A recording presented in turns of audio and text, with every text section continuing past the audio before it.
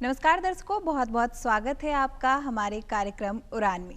दर्शकों, आज का हमारा कार्यक्रम है शिक्षाविद के साथ सफल छात्रों का संवाद और यहाँ हमारे साथ कुछ गेस्ट भी जुड़े हुए हैं। तो सबसे पहले हम आपको उनसे रूबरू कराते हैं। हमारे साथ हैं प्रेम रंजन जी, जो कि Bihar public school and children welfare association के सचिव हैं, साथ ही साथ शिक्षाविद भी हैं। सर, बहुत बहुत स्वागत है आपका।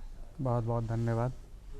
तो वहीं दूसरी तरफ हमारे साथ दो प्रतिभागी भी मौजूद हैं, जो कि टॉपर्स होने के साथ साथ बहुत ही कम उम्र में इन्होंने काफ़ी उपलब्धियां भी हासिल की है। तो बहुत बहुत स्वागत है आपका साहित्य राज जी और साथ ही साथ फुरकान फैजी। तो दर्शकों, बिना वक्त गवाए हम कार्यक्रम की शुरुआत करेंगे और सबसे पहला सवाल हमारा प्रेम रंजन सर से रहेगा कि सर, आप एक शिक्षाविद भी हैं, साथ ही साथ प्राइवेट स्कूल एसोसिएशन के सचिव भी हैं। तो आप एक सफल छात्र में क्या देखना पसंद करते हैं? Bihar public school and children welfare association यह छात्रों का एक संगठन है, प्राइवेट स्कूल का संगठन है।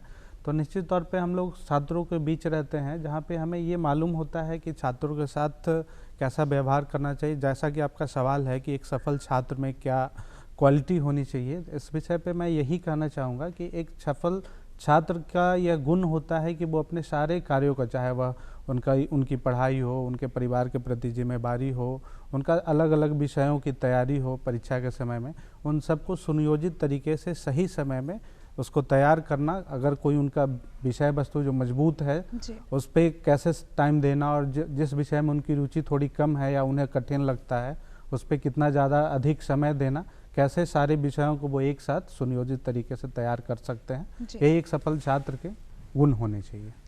सर, कहा जाता है कि एक सफल छात्र के पीछे एक शिक्षक का हाथ होता है, तो आप इस पर क्या कहना चाहेंगे? एक सफल छात्र के लिए एक शिक्षक को क्या कुछ योगदान देना चाहिए? देखिए, निश्चित तौर पे स्टूडेंट जो है एक रॉ मटेरियल है जी। और स्टूडेंट को नरिश करने की ज़रूरत है, तो एक टीचर ही है जो अपने बच्चों के बारे में जानते हैं कि उनके बच्चों की क्या अच्छाई है, क्या बुराई है, उनके बच्चे कहाँ पे लैग कर रहे हैं, किस चीज़ की कमी है, किस प्रकार से उन्हें गाइडलाइन देने की ज़रूरत है। एक शिक्षक को ही पता होता है कि उनके बच्चे पढ़ाई में रुचि किस स्तर तक रख रहे हैं या नहीं रख रहे हैं। चूँकि एक शिक्षक के सामने छात्र खुला किताब की तरह रहता है, उन्हें यह मालूम होता है कि बच्चा चाहे वो मैथ के सब्जेक्ट में कमज़ोर है या साइंस के सब्जेक्ट में मजबूत है, तो किस सब्जेक्ट पे कितना ज़्यादा मेहनत करना चाहिए। और ख़ास तौर पे एक शिक्षक बनने से पहले ये बात बताया भी जाता है कि हर बच्चे की अलग अलग बुद्धि लब्धि होती है। तो किस बच्चे की बुद्धि लब्धि अधिक है, कम है, अगर बुद्धि लब्धि उनकी कम है, सीखने की क्षमता कम है, तो उसे कैसे बढ़ाया जाए, इसके लिए विभिन्न तरीके के कई आयाम हैं, कई तरीके हैं जिसे शिक्षकों को अपनाना चाहिए। तो निश्चित तौर पे बच्चे के दिमाग में जो भी सवाल हैं खुलकर एक बच्चा अपने गुरु से ही, अपने शिक्षक से ही पूछ सकता है, और हर शिक्षकों की यह जिम्मेदारी होती है कि वो अपने बच्चों के हर सवालों का जवाब दें। मैं निश्चित तौर पे हर कार्यक्रम में ऐसा कहता हूँ कि a teacher is not a teacher until unless as a student is a good learner. और ये सही बात भी है कि एक टीचर तब तक अच्छा टीचर नहीं बन पाएंगे जब तक कि उनके छात्र एक अच्छे लर्नर नहीं बन पाते हैं। तो निश्चित तौर पे छात्रों और शिक्षकों का संवाद होते रहना चाहिए हर समस्याओं पे। सर, आपने बहुत ही अच्छी बात कही कि एक सफल छात्र के पीछे किस तरीके से शिक्षक का योगदान होना चाहिए। तो वही हमारे साथ प्रतिभागी भी मौजूद हैं। तो हम सबसे पहले फुरकान फैजी से जानना चाहेंगे कि फुरकान, आपने 10th में सीबीएसई बोर्ड से काफ़ी अच्छे मार्क्स भी लाए हैं, तो इसकी तैयारी आपने कैसे की? तैयारी के लिए ऐसे पर्टिकुलर मैंने कोई कोचिंग या इंस्टीट्यूट तो ज्वाइन नहीं किया था, बट जो भी स्कूल में टीचर्स ने गाइड किया उसको मैंने फॉलो किया। और अभी डिजिटल इंडिया का ये दौर है, तो मैंने यूट्यूब से बहुत सारी हेल्प ली। उसमें बहुत सारे टीचर्स ऐसे हैं जो फ्री में एजुकेशन को बांट रहे हैं, तो मैंने उनसे सहयोग लिया, उनके वीडियोस को देखा और बस मैं फॉलो करता गया अपने टीचर्स की बातों को। इसके अलावा मैंने कुछ एक्स्ट्रा तो कुछ नहीं किया है। फुरकान, जिस तरीके से आपने 10th में अच्छे मार्क्स लाए और सभी विषयों में आपके अच्छे मार्क्स हैं, तो इस पर आप क्या कहना चाहेंगे कि मतलब किस तरीके से आपने इसकी तैयारी की, पढ़ाई की? और सबसे बड़ा सवाल मेरा ये रहेगा आपसे कि वैसे तो आपने सारे सवाल मतलब सारे सब्जेक्ट्स में अच्छे मार्क्स लाए, लेकिन सबसे ज़्यादा रुचि जो है आपका वो किस सब्जेक्ट में था? सबसे ज़्यादा मुझे साइंस में रुचि थी मेरी, क्योंकि फिज़िक्स वगैरह को मैं फील करके पढ़ लेता हूँ और मैथ्स वगैरह में सिर्फ कैलकुलेशन रहता है। तो साइंस में मैंने बहुत अच्छा किया था। साइंस में मेरा 100 आउट ऑफ 100 था। और एनसीईआरटी की जो सीबीएसई की अपनी बुक्स होती हैं मैंने उनको फॉलो किया। और बाकी मैं सबको भी यही कहना चाहूँगा कि बहुत सारे बच्चे अलग अलग बुक लेके बैठ जाते हैं और उनको पढ़ने लगते हैं, बट सीबीएसई में अगर आपको अच्छा मार्क्स अचीव करना है तो आपको बस एनसीईआरटी को ब्लाइंडली और अच्छे से फॉलो करना होता है। अच्छे से फॉलो करने का मतलब कि आपको उसके इन टेक्स्ट क्वेश्चन अच्छे से सारे लाइन बाय लाइन अच्छे से याद होने चाहिए, तभी आप कुछ अच्छा बोर्ड्स में अचीव कर पाओगे। बिल्कुल, तो आपने देखा दर्शकों कि किस तरीके से अगर आप भी 10th की तैयारी कर रहे हैं तो किस तरीके से इसकी पढ़ाई करनी चाहिए। वहीं अब बढ़ेंगे प्रेम रंजन सर की तरफ और सर से जानेंगे कि सर एक छात्र जिस तरीके से फुरकान फैजी ने अच्छे मार्क्स लाए और टॉपर्स बन गया, तो एक शिक्षक को कैसा लगता है जब उसके छात्र टॉपर्स बन के आए? तो देखिए, एक शिक्षक के लिए उनके छात्रों की उपलब्धि से बड़ी कोई भी उपलब्धि नहीं होती है। आज के छात्रों में खास करके बहुत दिलचस्पी होती है। मैं देखता हूँ विद्यालयों में बच्चे शिक्षक दिवस को बहुत ही उत्साह और उमंग के साथ मनाना चाहते हैं। मैं बराबर चाहे जिस भी विद्यालय में शिक्षक दिवस के दिन शिरकत करूँ, मैं बच्चों से एक ही बात कहता हूँ कि आपके शिक्षकों के लिए उपहार और तोहफा वही होगा जिस दिन किसी शिक्षक को ये पता चले कि उनके छात्र ने सफलता की परचम लहराई है। दर्शकों, वहीं हमारी तरफ फिर से प्रतिभागी मौजूद हैं और प्रतिभागी हम साहित्य राज से जानना चाहेंगे कि साहित्य आपके टॉपर्स होने का क्या राज है? मैम, जैसा कि हम लोग जानते हैं कि बोर्ड का जो हाइप है सोसाइटी में बहुत ज़्यादा है, तो जब मैं क्लास 10th में आया तो मैंने सोचा कि चलो सीनियर से बातचीत कर लेते हैं। तो उन्होंने मेरे को एक टिप्स दिया था कि जो जैसे बोर्ड एक एग्जामिनेशन है, एग्जामिनेशन है, वो उसका उतना हाइप मत लो। जैसे जो पढ़ रहे हो, जैसे क्लास 9th में 8 में 7th में जैसे पढ़ा है वैसे ही बोर्ड के लिए भी प्रिपरेशन करो। तो मैंने क्या किया कि एक शेड्यूल बनाया, जैसे कि हर एक स्टूडेंट टाइम टेबल बनाता है, लेकिन मैंने क्या डिफरेंट किया जिससे मेरा अच्छा मार्क्स आया। तो मैंने स्टार्टिंग में क्या किया कि मैंने एक वीकली शेड्यूल बनाया। जैसे आप डेली शेड्यूल बनाते हो तो उसमें कभी कभी प्रॉब्लम क्या आता है कि अगर आप स्टार्टिंग में सुबह से पढ़ने बैठे, मान लीजिए आपने टाइम टेबल बनाया कि 6 बजे से 9 बजे तक पढ़ना है, अब किसी भी कारणवश आप नहीं उस टाइम पे पढ़ पाते हैं तो आपके अंदर लगता है कि चलो आज का दिन लगभग बर्बाद हो गया है। लेकिन आप एक वीकली शेड्यूल बना लोगे तो उसके बाद क्या होता है कि जैसे अगर 1 घंटे 2 घंटे आपके बर्बाद भी जाते हैं तो आपके पास 7 दिन रहते हैं। और वीकली शेड्यूल में कभी भी ये फोकस नहीं हमें करना है कि इतना घंटा पढ़ लो, 30 घंटे 40 घंटे पढ़ लो। हमेशा ये फोकस करना है कि ये वीक में हम लोग कितना लर्निंग ले पाएँ। लास्ट के 2-3 महीने में ज़्यादा प्रिपरेशन फोकस बोर्ड पे किया, लेकिन उसके अलावा मैंने पूरे साल जो क्लास 10th की सिलेबस है, जो क्लास 10th के पूरी सिलेबस में जितने भी चैप्टर्स है उन पर फोकस किया, और जिससे क्लास 10th में भी मेरा रिजल्ट अच्छा आया। और उसके अलावा और भी जितने भी कम्पिटेटिव एग्जामिनेशन दिए, जैसे NTSC हो गया, SOF द्वारा कंडक्ट कराया जाता है साइंस ओलंपियाड, उसमें भी मेरा परफॉर्मेंस बहुत अच्छा था। साहित्य, जिस तरीके से अभी आपने बताया कि आपने एक शेड्यूल तय कर लिया था कि इस तरीके से मुझे पढ़ाई करनी है, तो आपके सबसे ज़्यादा चहेते सब्जेक्ट कौन से थे और आपके किस सब्जेक्ट में सबसे ज़्यादा मार्क्स आपको मिले? जैसा जब मैं क्लास 6-7 में ही था तो उस समय से ही मेरा फेवरेट सब्जेक्ट मैथमेटिक्स था। 6-7 में ही 8-9-10th का मैथमेटिक्स में सॉल्व करने लगा था। जब मैं क्लास 9th में गया था तो एक एग्जामिनेशन कंडक्ट होता है इंडियन गवर्नमेंट की तरफ से, NSCJS, जिसमें क्लास 9th में ही आपके 11-12th के सिलेबस आते हैं। तो स्टार्टिंग से ही मेरा फोकस ज़्यादातर मैथमेटिक्स सब्जेक्ट पे ही था, और मैथ्स ओलंपियाड में मेरे इंटरनेशनल रैंक 35 भी आ चुका है। और जो NTS एग्जामिनेशन है उसमें भी मेरे मैथमेटिक्स में मार्क्स बहुत अच्छा थे। अब बात करते बोर्ड में, तो बोर्ड में मेरे मैथमेटिक्स में मार्क्स 99 थे 100 में। 1 नंबर कहाँ गया ये पता नहीं है, मतलब मेरा तो एक थिंकिंग था कि बोर्ड में फुल मार्क्स ही आएगा मैथमेटिक्स में, लेकिन 99 मार्क्स मेरा मैथमेटिक्स सब्जेक्ट में आया, और मैथमेटिक्स ही मेरा पर्सनल फेवरेट सब्जेक्ट है। तो साहित्य, जिस तरीके से आपने मैथमेटिक्स में सबसे ज़्यादा मार्क्स लाए, 99 मार्क्स आए, तो ये कम बड़ी बात नहीं है, अपने आप में एक बड़ा अचीवमेंट है। तो आपका एम क्या है, आपने क्या सोचा है अपने लाइफ के लिए कि मतलब आगे आपने कई सारे एग्जाम्स भी दिए हैं, आपने अभी बताया, तो क्या सोचा है आपने कि आगे क्या करना है? अभी मैं करंटली क्लास 12th में हूँ, तो अभी मेरा 12th का बोर्ड एग्जामिनेशन है और JEE का एग्जामिनेशन आगे है। उसके अलावा मेरा जो रियल एम है वो ये है कि आज के ज़माने में जैसे हम लोग सभी जानते हैं कि एजुकेशन एक तरह से हमारा बेसिक नीड हो गया है। तो बेसिक नीड पर अगर कोई भी आदमी वर्क करता है तो डेफिनेटली वो एक बहुत बड़ा अचीवमेंट होता है आपके लिए भी और आपके सोसाइटी के लिए भी। तो अभी करंटली मैं ऑनलाइन पढ़ा भी रहा हूँ, 4000 प्लस बच्चे हमारे साथ जुड़ चुके हैं, और उसी को आने वाले 12th के बाद जब मैं रियल फील्ड में उतरूंगा, जैसा कि मैं हमेशा बोलता हूं अपने स्टूडेंट को कि जो बोर्ड एग्जामिनेशन होता है उसमें अच्छा मार्क्स आए या ना आए इसके बारे में कभी नहीं सोचना चाहिए। हमेशा ये सोचो कि आपने मेहनत किया है, और अगर आपने मेहनत करना रियली में सीख गया तो लाइफ में आपको कभी दिक्कत नहीं आएगी। बोर्ड एग्जामिनेशन एक जस्ट एक ईयर एक सेशन का आपका रिजल्ट होता है। रियल जो हमारे पास चैलेंजेस आते हैं वो बोर्ड एग्जामिनेशन के बाद ही आते हैं। सो मेरा जनरली जो फोकस है 12th के बाद वो ये है कि मैं जितने भी बच्चे हैं, जैसा कि एजुकेशन बेसिक नीड है, तो हर बच्चा उसको फुलफिल नहीं कर पाता बिकॉज प्राइस बहुत ज़्यादा बढ़ गए हैं। तो उस पर काम करने का कि किस प्रकार हम लोग हर एक बच्चे को एक मिनिमम क्वांटिटी या क्वालिटी में हम लोग उसको एजुकेशन दे पाएं। जैसा कि फ्री में तो कोई नहीं दे सकता है, बट एक फिक्स्ड अमाउंट पे हम लोग दे सकते हैं, जहां पर हर एक स्टूडेंट, मतलब कोई आने वाला टाइम में ये बच्चा नहीं बोल सकता है कि मेरे पास पैसा नहीं था तो मैं नहीं पढ़ पाया। इस चीज़ पर हम लोग काम कर रहे हैं, और 12th के बाद हम लोग अब इस चीज़ पर आगे भी एक्सटेंड करेंगे, अपनी टीम को भी बढ़ाएंगे।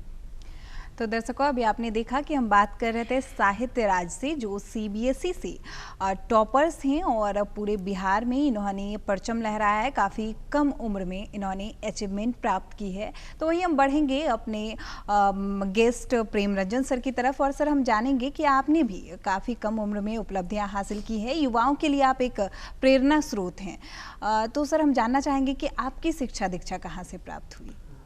देखिए, शिक्षा की रही बात तो जैसा कि हमने अभी इन दोनों बच्चों को सुना, हमारा भी जो स्टूडेंट लाइफ रहा काफ़ी स्ट्रगलिंग रहा है जी। मैं भी एक सीबीएसई का ही बोर्ड का स्टूडेंट रहा हूँ। प्राथमिक शिक्षा हमने जहानाबाद के सीबीएसई स्कूल से लिया। उसके बाद हमने बनारस हिंदू यूनिवर्सिटी से अपना अंडर ग्रेजुएशन और पोस्ट ग्रेजुएशन की पढ़ाई की। अभी हमने डबल पीजी कर रखा, और रिसेंटली अभी हमारा पीएचडी कंटिन्यू है, जो अभी पटना यूनिवर्सिटी से चल रहा है। तो कहने का मतलब है कि स्टार्टिंग से स्टूडेंट लाइफ से जो भी चैलेंजेस, चाहे वो आपको फैमिली सपोर्ट का हो, फिनेंशियल प्रॉब्लम हो, काफ़ी प्रॉब्लम्स हमने देखे हैं। जब हम लोग पढ़ाई करते थे तब हमारे हाथ में स्मार्टफोन्स नहीं होते थे, इंटरनेट की सुविधाएं नहीं होती थी, बिजली कनेक्शंस नहीं होते थे। तो अब का दौर कुछ अलग है। आप अभी बच्चों के सामने में कई सुविधाएँ हैं। खैर, जिनके पास जो सुविधाएँ हैं उसका अच्छे से उपयोग कर, उसका उपभोग कर और अपने लक्ष्य को प्राप्त करें, यही हमारा उद्देश्य है। और हम अपने बच्चों से भी यही कहना चाहते हैं कि आपके पास जो भी संसाधन है, आने वाली पीढ़ी को और अधिक संसाधन मिलेंगे, इसमें कोई दो राय नहीं है। तो जो भी आपके पास अभी संसाधन है वो पर्याप्त हैं, और उसको लेकर के आप आगे चलें। सर, आप प्राइवेट स्कूल एसोसिएशन के सचिव भी हैं, तो हम आपसे एक और सवाल करना चाहेंगे और जानना चाहेंगे कि आपका रुझान इस तरफ कैसे आया, शिक्षा दीक्षा की तरफ आपका रुझान कैसे आया? देखिए, जैसा कि अभी हमने बोला, स्टूडेंट लाइफ से हमने बहुत ज़्यादा सफ़र किया, स्ट्रगल किया है, और थोड़ा फाइनेंशियल प्रॉब्लम को लेकर भी हमने, चूँकि जो होता है ना standard of schools, private school, आज के डेट में कई ऐसे स्कूल है जिसे आप एक मीडियम स्कूल, टॉप स्कूल और बिलो मीडियम स्कूल आप कह सकते हैं। तो उस टाइम हम लोगों को ये सफ़र करना पड़ता था फाइनेंशियल प्रॉब्लम को लेकर कि कैसे किस स्कूल का चयन करें। तो उस समय से हम लोग करते क्या थे ना कि जब अपने जूनियर्स को, जब पता चले कि आज किसी भी जूनियर क्लास के टीचर एब्सेंट है, उसी समय हम लोग अपने जूनियर क्लास में जाकर अपना क्लास लेते थे। मतलब अंदर से ये शौक़ आता था कि हम ही अपने बच्चों को पढ़ाएं। पढ़ाने की शौक़ शुरुआत से थी, और बच्चों जब लगता था कि जब 4 बच्चे 5 बच्चे हमें सर सर बोलेंगे या बड़े भैया बोलेंगे, वो हमसे कुछ सवाल पूछेंगे और हम उनके सवालों का अगर जवाब दे पाए तो बहुत आंतरिक खुशी मिलती थी। और उसी का यह देन है कि आज इसी फील्ड में हमने अपना करियर ऑप्ट किया। और आज हमने फिर अपने पढ़ाई पूरी करने के बाद, मुझे याद है कि जब मैं ग्रेजुएशन में था तो हमारे मित्र ने तब तक एक स्कूल का नींव रखा था पटना में ही। जब मैं छुट्टियों में आया करता था तो उनका कहना था कि आप इतने बड़ी यूनिवर्सिटी से पढ़ रहे हैं, आपकी अंग्रेज़ी बहुत अच्छी है, ये है वो है, तो आप थोड़ा हमारे स्कूल में आकर अपने बच्चों को समय दें। तो तब मैं बहुत शौक़ से जाता था, नॉट एज अ टीचर कि मैं सैलरी लूँगा और वहाँ पे वर्क करूँगा। शौक़ से जाता था कि मुझे बच्चों के समक्ष बैठने का, उनके विचारों को जानने का, समझने का वक्त मिलेगा, मैं उनसे अपने बातों को आदान प्रदान। चूँकि होता क्या ना, मैं एक टीचर के रूप में जो अनुभव कर पाता हूँ, मेरे अंदर जो कुछ भी है इसकी क्यूरियोसिटी रहती है कि मैं उसे बच्चों के सामने रख दूँ, मैं उस बच्चों को बता दूँ कि बेटा आप ये चीज़ को लेकर सफ़र मत करना जो हमने सफ़र किया है। तो ये दौर चलता रहा, अपॉर्चुनिटीज़ मिलते गए, फिर हमने कोचिंग स्टार्ट किया, फिर हमने स्कूल स्टार्ट किया, फिर स्कूल एसोसिएशन ने हमें ये दायित्व दिया और अब तो एसोसिएशन के अंदर में करीब 40,000 स्कूल हैं जिसका देख रेख भी करना होता है। तो और मुझे एक अच्छा वक्ता बनना था, मेरा यह शौक़ था कि मैं बोलूं, चाहे वो स्टूडेंट्स के बीच क्यों ना बोलूं, स्टूडेंट मेरी बात को सुने, वो ऑडियंस के बीच में क्यों ना बोलूं, ऑडियंस मेरी बात को सुने। तो ये शुरुआत से स्टूडेंट लाइफ से ही ऐसा चलता आया है और अब तो यह खैर कैरियर ही बन गया, अब यही मेरा कर्म क्षेत्र है। तो दर्शकों, अब तक के हमारे कार्यक्रम में आपने देखा कि किस तरीके से स्ट्रगल होने के बावजूद भी आप अच्छा अचीवमेंट प्राप्त कर सकते हैं और आप खुद को आगे बढ़ा सकते हैं। तो वहीं हम अपने प्रतिभागी फुरकान की तरफ बढ़ेंगे और जानेंगे फुरकान से। फुरकान, आप एक एनजीओ भी चलाते हैं, तो इसका विचार आपके मन में किस प्रकार आया? ये एनजीओ का, जैसे मैं एक दोस्त के साथ अपने बैठा हुआ था, कोविड का वक्त चल रहा था उस वक्त, तो हम लोग ऐसे ही एसेंशियल नीड्स लेने के लिए मार्केट निकले थे।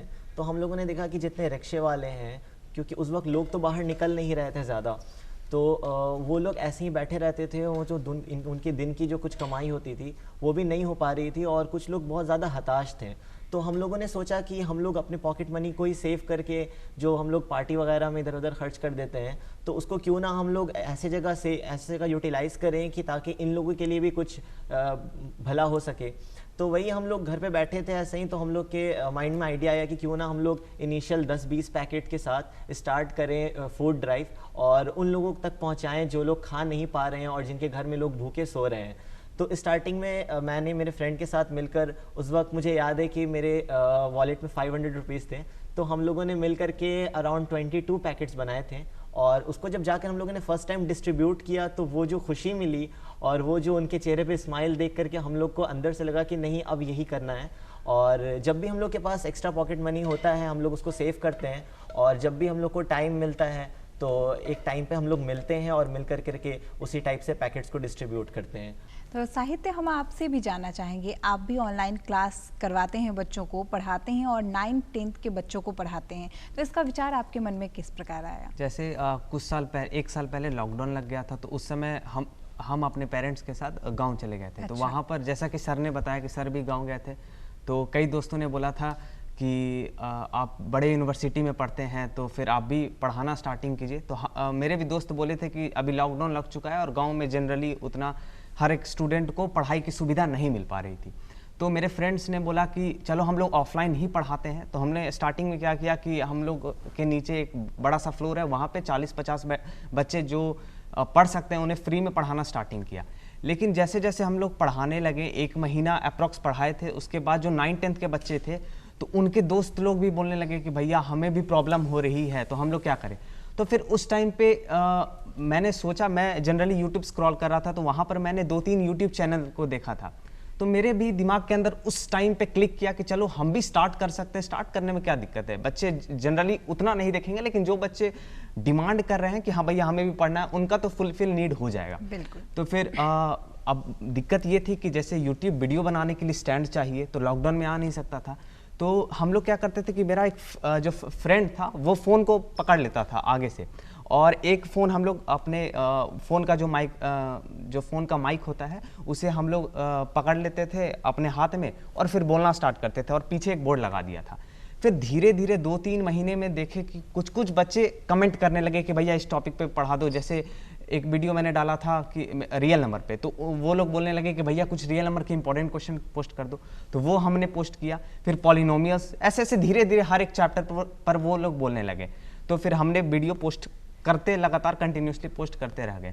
उसके बाद जब बोर्ड एग्जामिनेशन आया, जब कोविड पीरियड चला गया, तो बहुत बच्चे इंस्टाग्राम पे मैसेज करके डीएम करके बोल रहे थे कि भैया मेरे 97%। एक बच्चा मेरे को मैसेज करता है, वो दिल्ली से था, उसका 98.8% था, मेरे से भी ज़्यादा मार्क्स था, कि भैया आपके चैनल की वजह से आया है। तो मेरे को उस समय बहुत बढ़िया लगा। तो हमारे आने वाला यही अपकमिंग प्रोजेक्ट है कि 6, 7, 8 और 11, 12 के बच्चे जनरली जितने हैं उन पर भी हम लोग काम कर सकें और उन्हें भी फ्री में वो सुविधा दे पाएँ जो उन्हें पैसे में मिलता है। आप फ्री में एजुकेशन देते हैं, तो फिर आप उस चीज़ को मैनेज कैसे कर पाते हैं? जैसे नेट का खर्च होगा या यूट्यूब पे आप पढ़ाई करवाते हैं, तो बहुत सारी असुविधाएं आती होंगी, तो उस चीज़ का आप कैसे उठाते हैं? स्टार्टिंग में तो थोड़ा दिक्कत था, अब था, लेकिन वो हम लोग उतना सोचते नहीं थे, बिकॉज पेरेंट्स ने डेफिनेटली बहुत ज़्यादा सपोर्ट किया स्टार्टिंग पीरियड में, क्योंकि मेरे खुद फादर प्रोफेसर हैं, वो भी पहले बच्चे को पढ़ाते थे, तो उन्होंने बहुत ज़्यादा सपोर्ट किया कि चलो अच्छा काम कर रहे हो। और भी मेरे दोस्त जितने थे वो लोग भी स्टार्टिंग में बहुत ज़्यादा सपोर्ट किए कि हाँ भाई कर रहे हो, चलो करते हैं। तो वो लोग का जो सपोर्ट था, पेरेंट्स का सपोर्ट था, इसी कारण हम लोग कंटिन्यू कर पाए अपना यूट्यूब चैनल को। तो दर्शकों, आप देख रहे हैं कि किस तरीके से हमारे जो दो प्रतिभागी हैं, इन्होंने अपना एनजीओ और ऑनलाइन क्लास शुरू किया, जिससे काफ़ी लोगों को सुविधा भी मिलती है। तो हम चाहेंगे साहित्य और फुरकान की आप दोनों अगर सर से कुछ सवाल करना चाहते हो तो आप दोनों पूछ सकते हैं। सर, जैसे कि मेरा भी आने वाला टाइम में मैंने सोचा है कि और भी हम लोग अपने एक्सटेंड कर पाएँ ऑनलाइन जो प्लेटफॉर्म है। तो सर, जैसे आपने भी स्टार्टिंग किया, बिकॉज एक आप भी इस पोजीशन पर आ चुके हो, तो आपने जब स्टार्टिंग पीरियड था तो उस समय डेफिनेटली बहुत ज़्यादा डिफिकल्टीज फेस करना पड़ा होगा, बिकॉज कई सारे मेंबर्स हैं टीम में, फिर उनको सैलरी देना और उसके साथ तो सबको मैनेज करना, तो उसमें सर आपको प्रॉब्लम कहाँ कहाँ पर आई, तो वो सबको आपने कैसे हैंडल किया? देखिए साहित्य राज, आपने सवाल तो बहुत ही अच्छा पूछा है, और यह बेसिक तौर पे आप जो काम कर रहे हैं अभी ऑनलाइन एजुकेशन का, और आगे आपको अपना करियर भी देखना, आपकी अभी आगे की हायर एजुकेशन की पढ़ाई बाकी है, तो निश्चित तौर पे सवाल अच्छा है। और मैं इसमें यही कहना चाहूँगा कि एक बार आप किसी कार्य को अगर करना शुरू करते हैं, शुरुआत में आपके दिमाग में कई सवाल आएंगे जो आपके सामने एक चैलेंजेस के रूप में भी आते हैं, जो आपको रोकना चाहेगी, आपके सामने बाधा बनकर खड़ी रहेगी।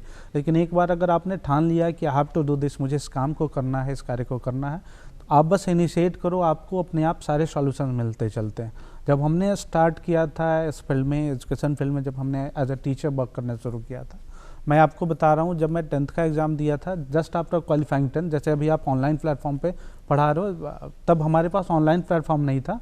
तब हमने पटना में आकर के, चूँकि हमारा 10th जो है वो 12th से जहानाबाद से हुआ था, फिर हम पटना में आकर के, तब हमारे कुछ मित्र थे जो हमारे साथ पढ़ते थे, सहपाठी होते हुए भी उन्होंने कोचिंग और स्कूलों से जुड़ा रखा था, एज ए टीचर वर्क कर रहे थे। तो उनके कहने पे हम भी, जब मेरा 10th का रिजल्ट डिक्लेयर होता उससे पहले हम स्कूल में जाकर पढ़ाने लगे, और उसमें हुआ क्या कि रिस्पॉन्स बहुत अच्छे आने लगे। मतलब स्कूल के डायरेक्टर के द्वारा मुझे ये बोला जाने लगा कि सर, हर बच्चों के पास से ये रिस्पॉन्स आ रहा है कि कोई नए टीचर आए हैं, उनसे हमें अभी कोचिंग करना है, ट्यूशन पढ़ना है। तो इट वाज लाइक मेरे लिए ये अनएक्सपेक्टेड हैप्पीनेस था कि मैं इतना अच्छा कर पा रहा हूँ, मैं बच्चों की पसंद बन पा रहा हूँ। धीरे धीरे क्या हुआ कि वहाँ से मुझे स्कूल खोलने का सबसे पहला जो है वो मिला कि नहीं, मुझे स्कूल खोलना है। वहाँ से मेरे अंदर ये सोच आई कि मुझे स्कूल ओपन करना है। मैंने स्टार्टिंग में स्कूल ओपन किया, तब मेरे कुछ दोस्त थे, दे वर सपोर्टिंग मी, वो मुझे सपोर्ट कर रहे थे, क्योंकि मुझे स्टार्टिंग में टीचर रखना था। टीचर के लिए मैं अफोर्ड नहीं कर पा रहा था, मैं भी तो एक स्टूडेंट जस्ट अभी पास हो ही रहा था। तो मेरे फ्रेंड्स ने स्टार्टिंग में बहुत सपोर्ट किए, even my family members also supported me. होता क्या, एक बार आप इनिशिएट करो ना, तो हर चीज़ आपको रास्ता अपने आप मिलता जाएगा, उसमें कहीं कोई दो राय नहीं है। आप अपने आप बस एक बार शुरुआत करो, रास्ता बनते जाएगा। तो वही हम चाहेंगे कि फुरकान, आपका भी अगर कोई सवाल प्रेमरंजन सर से है तो आप करें। सर, जैसे कि हम लोग का भी, मतलब मेरा भी 11th-12th है और मुझे जेई के लिए प्रिपरेशन करना है। मैं चाहता हूँ मुझे अच्छी IITs या NITs में एडमिशन मिले, और साथ ही साथ जो मैंने कोडिंग वगैरह अपना स्टार्टअप और NGO का वर्क कर रखा है, तो इसको भी मैं कंटिन्यू करना चाहता हूँ। बट आपको भी पता है कि जेई के प्रिपरेशन में सिलेबस काफ़ी टफ होता है और उसका प्रिपरेशन में अच्छा खासा टाइम देना पड़ता है। तो मैं आपसे ये जानना चाहूँगा कि मैं किस तरह से इन सारी चीज़ों को लेकर के चलूँ और सबको एक साथ मैनेज कर सकूँ, ताकि कोई भी चीज़ें, चाहे वो मेरा जेई का प्रिपरेशन हो, चाहे वो मेरा NGO हो, या मेरा जो स्टार्टअप है वेबसाइट डिज़ाइनिंग का, वो पीछे ना छूट सके और सारा कुछ एक साथ एक लेवल पे चले। देखिए, आपका जो सवाल है इसका एक ही जवाब है, वो है टाइम मैनेजमेंट। आप यही पूछना चाहते हो कि आप अपने जेई की तैयारी के साथ साथ NGO के वर्क को कैसे कंटिन्यू रख सकते हो। तो आपको भी पता है कि आप जब जेई की तैयारी स्टार्ट करोगे तो आपको फिजिक्स, केमिस्ट्री, मैथ्स बेसिकली पढ़ने होंगे, इंग्लिश भी होगा जो आपका लैंग्वेज पेपर होगा। उसमें आपको अभी से पता चल जाएगा, जब आप पढ़ाई शुरू करोगे, आपके फिजिक्स में कितनी अच्छी आपकी पकड़ है, केमिस्ट्री में कितनी अच्छी पकड़ है, मैथ्स में क्या पकड़ है। तो वहाँ पे ये होगा ना कि अभी तो आपको सारे सब्जेक्ट को टाइम देना है। फिजिक्स को, अगर आपकी मजबूत है फिजिक्स, तो फिजिक्स को उस हिसाब से टाइम दो। तो कहने का मतलब है ना कि जो आपके मजबूत सब्जेक्ट है उस पर थोड़ा सा कम समय दे करके, जो आपके सब्जेक्ट जहाँ पे आप खुद को वीक समझते हो वहाँ पे ज़्यादा समय दो, ताकि कम समय में आप अपनी तैयारी को रखो। और आप अपने फ्रेंड्स का सपोर्ट लो, ताकि आपके एनजीओ जो है जब आपकी तैयारी चल रही हो आपके एनजीओ का देख रेख फ्रेंड्स करें, और आपको पढ़ाई से समय निकाल करके एनजीओ को समय देना होगा। इसके लिए आप अभी से टाइम मैनेजमेंट करके अपनी पढ़ाई करो, ये सब भी हो जाएगा। सर कितनी खुशी मिलती होगी जब कोई छात्र जो है अपनी पढ़ाई पूरी कर और इतनी बड़ी उपलब्धियां जो है वो हासिल करके आते होंगे, तो शिक्षक को कैसा लगता है सर?